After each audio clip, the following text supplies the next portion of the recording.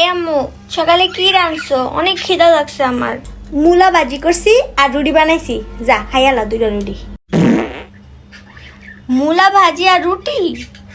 না না না, থাক, থ্যাংক ইউ, আমি এগুলো খাই না। আমি ডিম সিদ্ধ করে খাই লাইতেছি। কত যে ঢং। আম্মা, গরুর বডে এটি কি দিছো?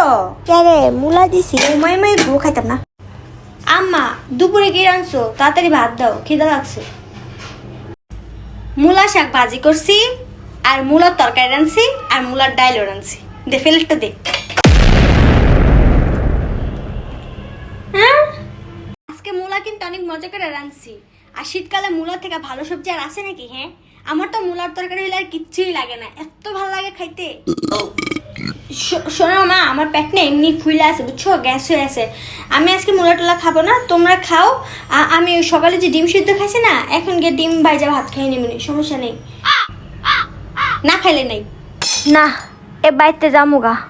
শীতকাল যতদিন শেষ না হইব এ বাড়িতে রাউন্ড যাইতো না। এই বাড়িতে শীতকাল যতদিন থাকবো ততদিন খালি মূলা আর মূলা মূলা খায় আমার মামার মেরে লাইব। ইসাই, ফ্রিজের ভিতরে কি আছে খাওয়ানোর? গো, এটার ভিতরে মূলা। মা, ও মা, একটা ডিম বেচে দিবা?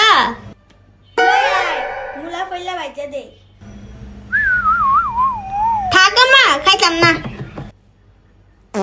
মূলার কথা শুনতে শুনতে জীবনটা একটা অতিষ্ঠ হয়ে গেছে গা। আম্মা, এখন তো রাইত হয়ে গেছে গা, এখন অন্তত ভালো কিছু তো করা ভাত খাইতে দাও। কেরে মূলা দিয়া মাংস রাঁধছি, খাইতি না? আম্মা, এত মূলা খাও না, ভালো না, বুঝছো? তুমি কিন্তু বুঝতেছো আমি কি বুঝাতে চাইছি। খাওয়া লাগবে না। শীতের ভিতরে মূলা খায় সারা রাত লেপের মধ্যে বাহিনীর করতে করবো।